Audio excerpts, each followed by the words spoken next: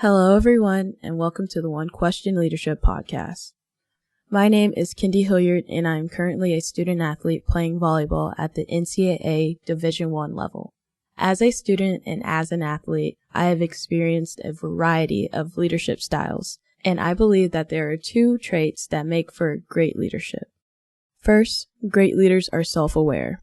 They know their strengths, as well as the areas where they can improve. The best leaders I've experienced surround themselves with people who bring strength to the areas where they need improvement. The second trait is that great leaders are transparent with what they expect of you and what you can expect of them. Under their leadership, overachievers such as myself know what we need to do to overachieve. What I have learned so far is that combining self-awareness and transparency in leadership helps to promote the collective success of an organization. Thank you for listening and enjoy the podcast.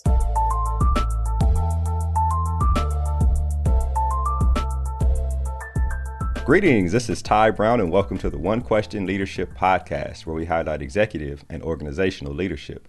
Be sure to follow us on Twitter and Instagram at 1Q Leadership. Our guest today is Jovan Overshown. Jovan is the Senior Associate Athletics Director for External Affairs at Baylor University. Greetings, Jovan. Thanks for joining us. Thanks for having me. Yes, ma'am. So now your background, you've been at Baylor for almost 5 years and have progressed pretty rapidly in those 5 years, which is an excellent thing. You spent time at the King's University, TCU, and SMU. Looks like you've been in Texas your whole career pretty much. Your entire career is kind of tied to marketing, but at those institutions, you were primarily working on campus and not necessarily in athletics, which I find interesting. So essentially, you can say you've been in the higher education industry for almost 15 years, which is great experience, right? That's right. And I have you on because I want to talk about leadership, but I want to talk about it when you have progressed the way you have progressed, which from the outside looking in looks like it's been pretty rapid and you are well respected throughout the industry. So means that the rapid progression also comes with respect, not just because of position, but because of who you are. But I wonder about learning how to be a leader, right? Many people in leadership roles, you have to learn how to lead while you are on the job. And I wonder what were some of the challenges or even some of the celebrations that you've experienced in that journey of getting to where you are now, where you're leading a whole department. Yeah, no, I appreciate being on. I appreciate the question. Leadership is something that's so critical to the work that we do, to really the work that all of us do.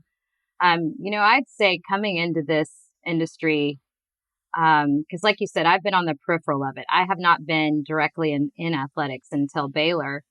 And for me, it really wasn't necessarily learning how to be a leader, but instead learning how to lead within this space with this team, and having to learning and understanding to respect the industry and the pace of it and all the nuances of it. So it was really learning the space that I was in.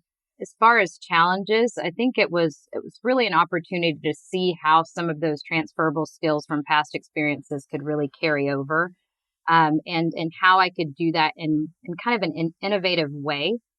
I'll be honest, I recall coming into the interview process, at some point, and the individual that was hiring me at the time, Doug McNamee, remember him saying, hey, how are you going to handle being in a position like this, one that many people kind of grind their way up to through the industry? I mean, the industry's changed, but how are you going to deal with interacting and challenging people that have many years your tenure, that are senior to you in this space? And I remember that was one of those moments where I just kind of went, I'm going to be authentically who I am. That's really what has been really a celebration and a challenge in this space. You spoke to kind of the quick rise, and I have had a lot of favor and grace here.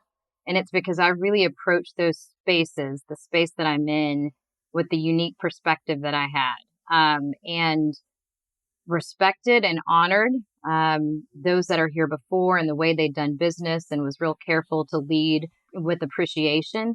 But also, I was using the advantage that I had of outside perspective to navigate different things. I mean, seeing things with clear eyes, you're going to see the gaps better than veiled eyes can. So just really approaching things from a place of creativity and freshness, but also honoring those that have been around for a long time. So we broke the mold a bit. That's kind of my leadership style. And we have a lot of celebrations. The team looks nothing like it did when I first started 5 years ago. And I'm proud of that.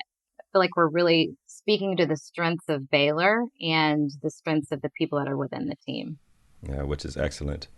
Thinking about challenges and celebrations, I wonder if there was a point. Now, maybe I'm putting myself in your shoes, but as I progressed through my career, whatever my career consisted of, when there was a big accomplishment, even though I had the confidence going into it, there are times when I've been in my mind like, I accomplished, like I'm proud of myself. Like, was there a point where that has happened to you? Like, oh, I'm this leadership thing, this leading these people and leading and being involved. Has that ever happened to you? Where you may even close the door and have your own little small celebration, or it's just in your mind as you're going through it or something like that. Yeah, I mean, I think it's so important to step back and have those moments. I mean, you need to celebrate those accomplishments. We work in a pace where it's so easy not to. But so yes, I think one of the ones that I often talk about, just because it was such a long project, was the rebrand from 2019.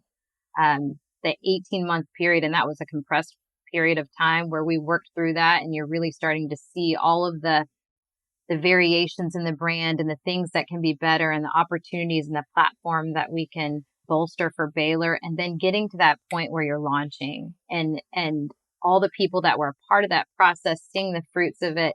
Even now, moments that nod back to that time. We're going to a bowl game here, the Sugar Bowl, and we're using one of the colors that at the time was kind of a controversial piece of that process.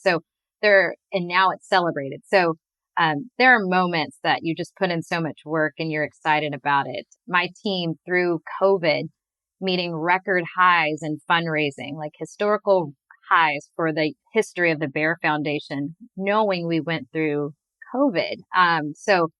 And you just know the work that goes into those moments. So yeah, I think it's important to sometimes just write it down and look at it. So yeah, there's been a few moments and, air high fives and all of that. Right, exactly. Thinking about your current role, external affairs. That's a wide area involving many different aspects and responsibilities that are important to an athletics department, right? And you talk about an athletics director, specifically the AD there at Baylor, who is external facing. He's a fundraiser, right? And so it's like, okay, well, can you handle all these things and make sure we look good? I'm gonna go raise this money. This is, the uninformed look at it. But I wonder about managing up, right, to working with an AD, that type of athletics director, and then you got to balance really managing the AD and what you're doing, but then you also have to balance leading the people that you're working with in the external affairs department with all those various different types of entities and different people who own different parts of the entities within the external affairs department. So I wonder about that balance. Do you have any insight on that?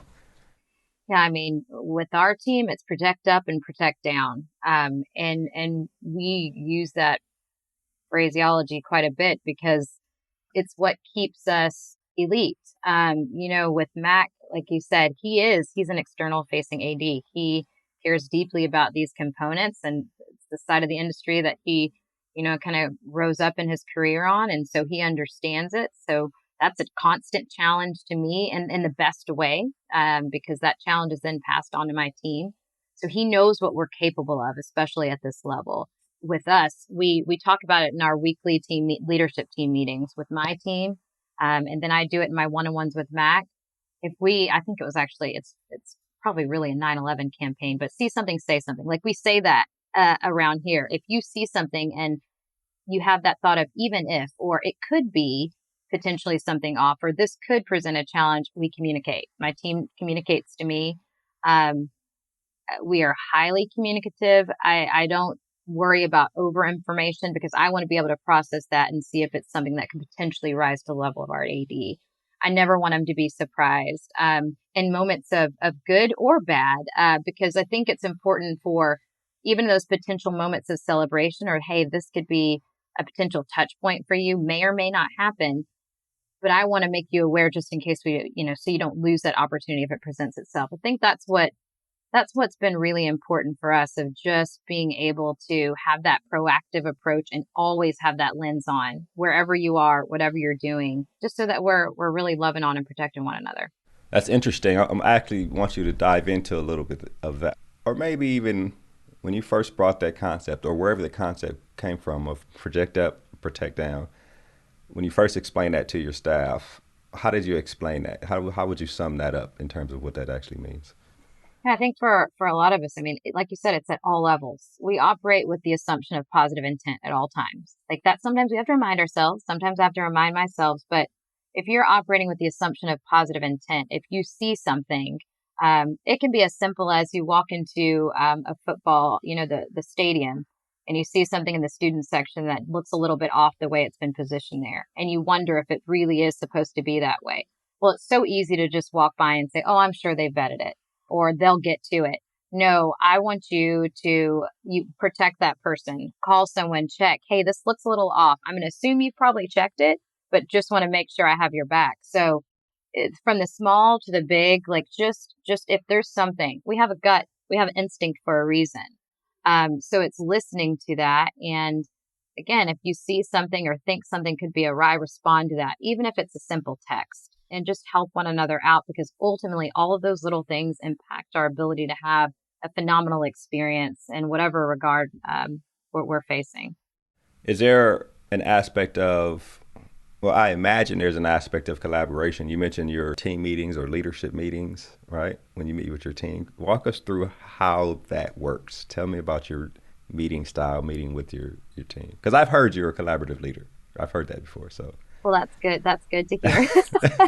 That's why I love what I do. This is what I get really passionate about it, because there's just so much creativity and insight and just wisdom amongst all the minds that we have here. I mean, I'm sure many leaders say this. I really feel like I have one of the best teams in the country. And I would not be doing my due diligence if I didn't put them in positions where they can feed off of one another, so that we can really get to the best of the best and bring out the best of people. So I've mentioned kind of the freedom and grace I've had at Baylor, and that's so that I could restructure and shuffle things around within our team.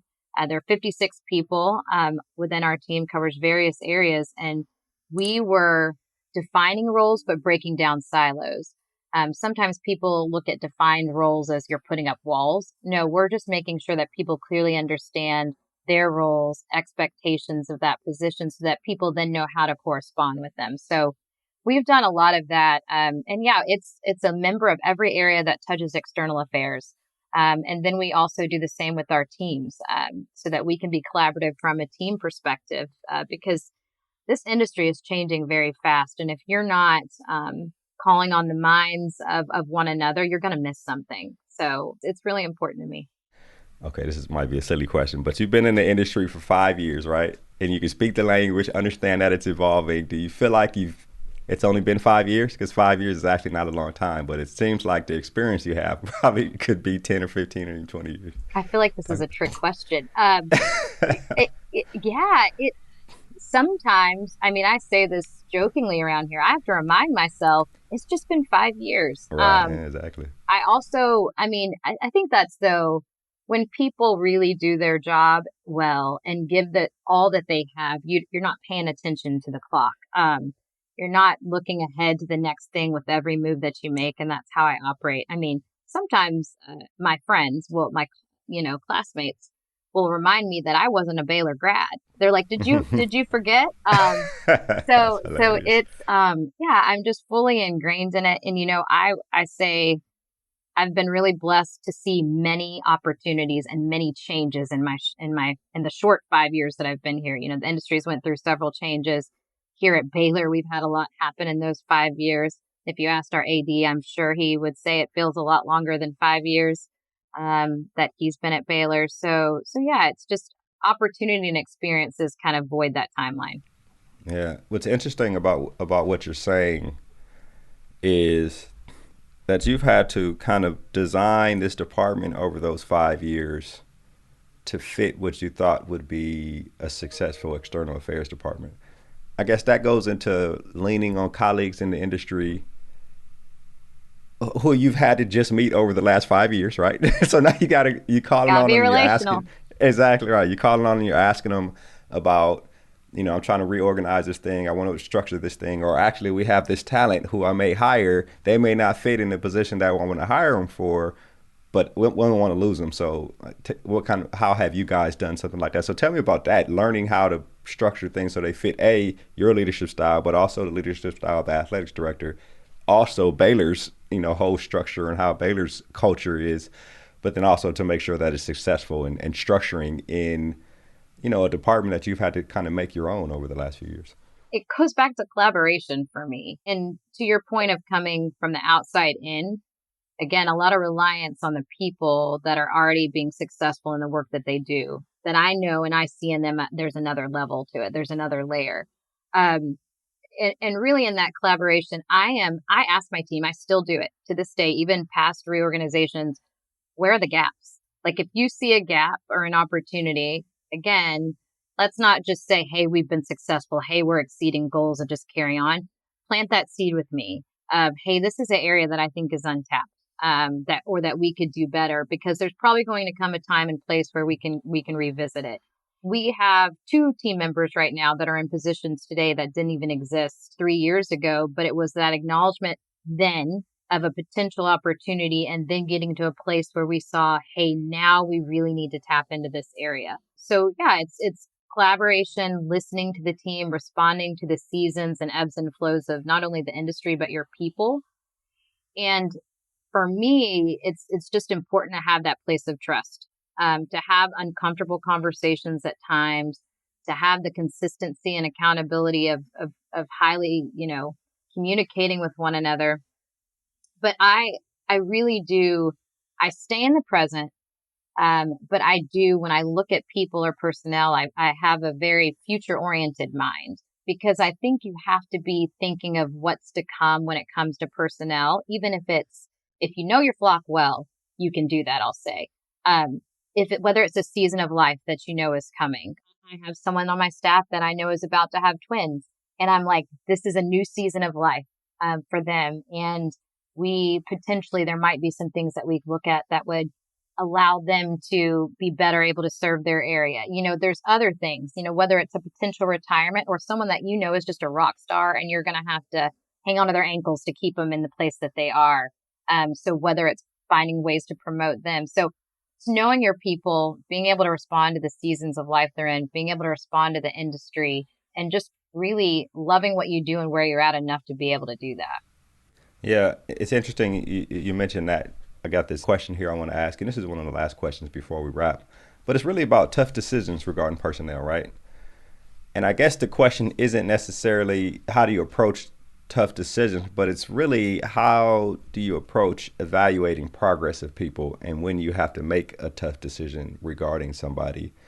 And really, you talk about getting the right people on the right seats on the bus, but sometimes the seat might need to come out itself, right? And so then you got to restructure everything, which sounds like some of the things you've done there. So talk about evaluating people and really you arriving at a decision that may not be favorable for the person on the other side of the conversation.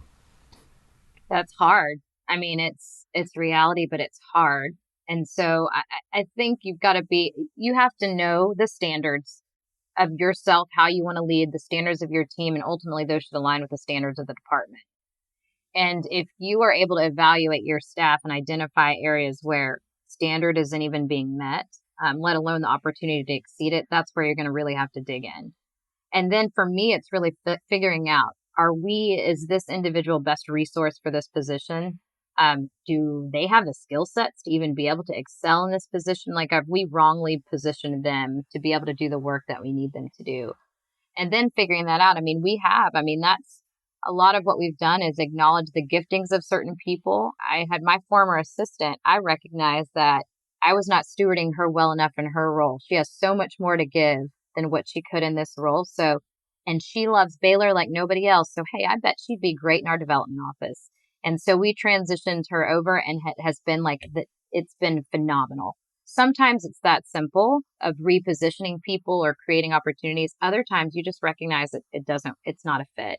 And you have to be able to make those tough decisions, and nothing should be a surprise. You should still be approaching things the best you can with grace and honesty. But yeah, sometimes you just realize it's not the right move for the institution and the department and the team.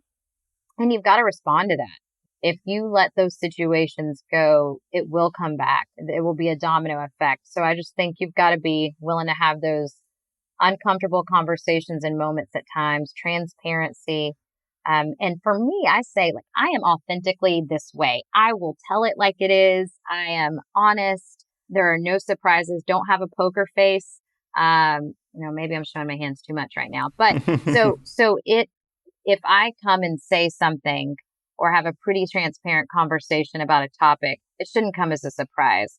There shouldn't be a reason to take that personally, because I've consistently had this type of dialogue on all things, throughout our time knowing each other. So I think that's kind of how I approach things. It doesn't make it easy though, at all.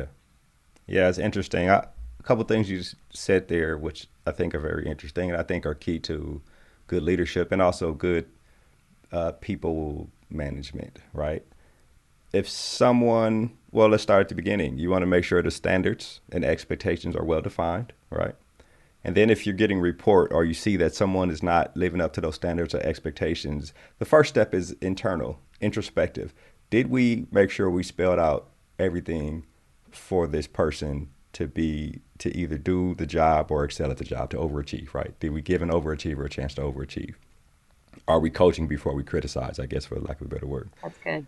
And then finally, if it comes down to it, maybe we have this person in the wrong position, or maybe we may need to move on with this person. And then on the other end, you mentioned you have somebody who may be in a seat on the bus, and it's like this person is great and they're overachieving, but in reality, they may not be in the best position, right? Let's move them somewhere else where they can help the organization grow, even if it's at a loss to us in our department or me personally in my position. I think those things are pretty excellent in terms of leadership. This has been an excellent conversation, Jovan. I really appreciate you joining us here on the One Question Leadership Podcast. Appreciate you. That was Jovan Overshown. She's the Senior Associate Athletics Director for External Affairs at Baylor University. And of course, I am Ty Brown with One Question. And keep in mind, the role of a leader is to create and maintain an environment that people want to be a part of. And as always, be better tomorrow than you are today.